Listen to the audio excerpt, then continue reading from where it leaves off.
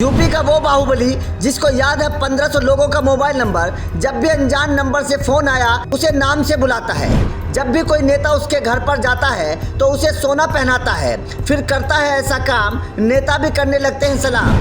वो जब भी अपने घर पर हवन कीर्तन करवाता है पंडितों को मालामाल कर देता है, नेता भी ठोकते हैं सलाम। इस बाहुबली से मायावती भी हो गई थी परेशान, फिर मुलायम ने अपने हेलीकॉप्टर से बचाई थी इसकी जान। जी हाँ, वैसे तो यूपी में बाहुबलियों की कोई कमी नहीं है। यूपी के कई हिस्सों में अलग अलग बाहुबलियों की कहानियां आपको मिल जाएंगी, लेकिन आज हम आपको उस बाहुबली की कहानी बताएंगे जो कट्टर पंडित है। वो जब भी हवन कीर्तन करता है तो पंडितों को मालामाल कर देता है। वो इतना शातिर है कि 1500 मोबाइल नंबरों को अपनी जुबान पर रखता है। किसी भी पार्टी का नेता हो, वो जब भी उसके घर जाता है वो उसे सोना पहनाता है। ये दिलचस्प कहानी है बाहुबली विजय मिश्रा की। सोने की चैन, मुलायम के साथ हेलीकॉप्टर से भागना। आज आपको विजय मिश्रा की पूरी कहानी बताएंगे। ये बात साल 1980 की है, जब तक विजय मिश्रा राजनीति से दूर थे, ट्रक और पेट्रोल पंप चलाते थे। उस वक्त यूपी के सीएम रहे कमलापति त्रिपाठी विजय मिश्रा से मिलने पहुंचे और कहा कि विजय धंधा तो चलता रहेगा, आप राजनीति में आ जाओ। विजय को बात पसंद आ गई और तय किया गया कि अब राजनीति में उतरना है। यहीं से विजय मिश्रा का राजनीतिक सफर शुरू हुआ था। विजय मिश्रा को कट्टर हिंदुवादी बाहुबली माना जाता है। बताया जाता है कि एक बार भदोही के डीग ब्लॉक में ब्लॉक प्रमुख का चुनाव हो रहा था। चुनाव को जीतने के बाद ब्राह्मणों को टारगेट किया गया। ये बात ब्राह्मण नेताओं को बुरी लगी, लेकिन उदयभान उर्फ डॉक्टर सिंह का कद इतना बड़ा था कि कोई कुछ बोल नहीं सका।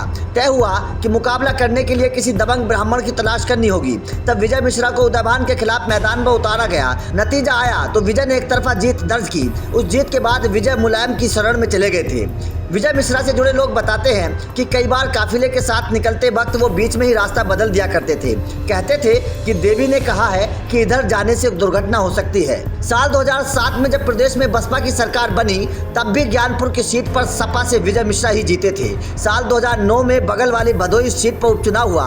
बसपा के 30 मंत्री रोज कहीं ना कहीं प्रचार करते। उस वक्त अफसरों ने मायावती को विजय मिश्रा से बात करने की सलाह दी। बताते हैं कि मायावती ने विजय के पास ऑफर भेजा, लेकिन विजय मिश्रा ने बसपा में शामिल होने का ऑफर ठुकरा दिया।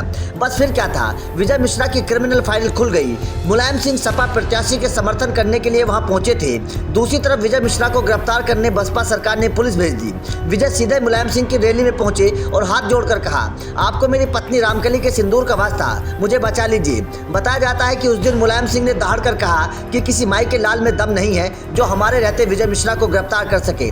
इसके बाद मुलायम ने विजय को अपने साथ हेलीकॉप्टर में बिठाया और उड़ गए और मायावती की पुलिस देखती रह गई। कहते हैं कि विजय को नेताओं को लुभाना आता था। पार्टी के बड़े नेता जब भदोही के सीतामढ़ी में दर्शन करने पहुंचते तो विजय उन्हें अपने पास खाने पर बुला लेते थे। स्वागत के लिए उन्हें फूलों की माला नहीं बल्कि सामने वाले की हैसियत के बराबर वजन की सोने की चैन पहनाते। ये विजय मिश्रा का अपना स्टाइल था। विजय मिश्रा को कट्टर पंडित माना जाता था। वो नवरात्रि में व्रत रखते, 11 पंडित पूरे 9 दिन जाप करते, आखिरी दिन हवन करवाते और 40,000 लोगों को भोजन करवाते। बताया जाता है कि हवन के बाद विजय मिश्रा ब्राह्मणों को दक्षिणा में पैसे अनाज के साथ साथ एक गाय देते थे। ये क्रम लगातार चलता रहा। आगे चलकर तो जीत के लिए यज्ञ भी करवाने लगे। यज्ञ में आहुति देने के लिए विधानसभा के हर हिस्से से लोगों को बुलाया जाता था। इसे विजय मिश्रा की आस्था कहिए या फिर रवैया, लेकिन अंदाज बिल्कुल अलग था। साल 2010 में उस वक्त बसपा सरकार में कैबिनेट मंत्री रहे नंद गोपाल गुप्ता पर हमले के बाद विजय मिश्रा फरार हो गए थे। 7 महीने तक पुलिस की टीमें उन्हें खोजती रही, लेकिन विजय का कुछ पता नहीं चला। बताया जाता है कि वो गेरुआ कपड़ा पहनकर कर्नाटक, कोलकाता और मुंबई घूमते रहे। आखिरकार 8 फरवरी 2011 को एसटीएफ ने विजय को दिल्ली के होजखास से गिरफ्तार कर लिया। 2012 में विधानसभा चुनाव था। विजय जेल में थे। मुलायम सिंह ने तय किया कि उन्हें प्रत्याशी बनाया जाएगा। टिकट दे दिया। विजय का प्रचार पत्नी रामकली और उनकी बेटियों ने किया। नतीजा आया तो विजय ने 37,674 वोट के अंतर से बसपा के दिनेश कुमार को हरा दिया। सपा की सरकार बनी और विजय मिश्रा बाहर आए। सरकार भले ही सपा की थी, लेकिन अखिलेश यादव में उनकी उतनी नहीं जमती थी, इसलिए अपनी छवि को सुधारने पर जोर दिया। बताया जाता है कि अखिलेश यादव की सरकार में विजय मिश्रा अपनी छवि को सुधारने को लेकर बहुत संजीदा थे, इसलिए पत्रकारों को साध कर रखते थे। जब कभी पत्रकार को बुलाते तो उनके लिए 50,000 रुपए किलो वाली गुच्छी की सब्जी मंगवाते और खुद उसे बनाते थे। जो पत्रकार उनके इस निमंत्रण में शामिल नहीं होता उसे फोन करके कहते, नहीं आओगे तो जुर्माना लगेगा। यही कारण था कि विजय मिश्रा के अपराधों की खबर स्थानीय अखबारों से गायब रहती थी। 2017 आते आते जब सपा अखिलेश यादव के फैसलों पर चलने लगी, पार्टी ने विजय मिश्रा का टिकट काट दिया। यहाँ से विजय मिश्रा के बुरे दिन शुरू हो गए। साल 2017 में योगी आदित्यनाथ सीएम बने तो विजय मिश्रा कहते थे, महाराज जी काम तो ठीक कर रहे हैं लेकिन उनके अफसर ठीक नहीं है। साल 2019 के बाद विजय मिश्रा भाजपा के पूरी तरीके से खिलाफ हो गए थे। इस दौरान विजय मिश्रा फरार हुए तो पुलिस दूसरे राज्यों में तलाश करने पहुंची। 14 अगस्त 2020 को एमपी के आगार से पकड़ लिया गया। पुलिस जब विजय मिश्रा को ला रही थी तो बेटियों ने कहा, बाकी सब तो कानून तय करेगा लेकिन गाड़ी नहीं पलटनी चाहिए। बेटियों ने ये बात विकास दुबे के मामले को देखते हुए कही थी। साल 2002 से शुरू हुआ जीत का क्रम 2022 में थम गया। इस तरीके से 20 साल से ज्ञानपुर में चला आ रहा उनका वर्चस्व खत्म हो गया।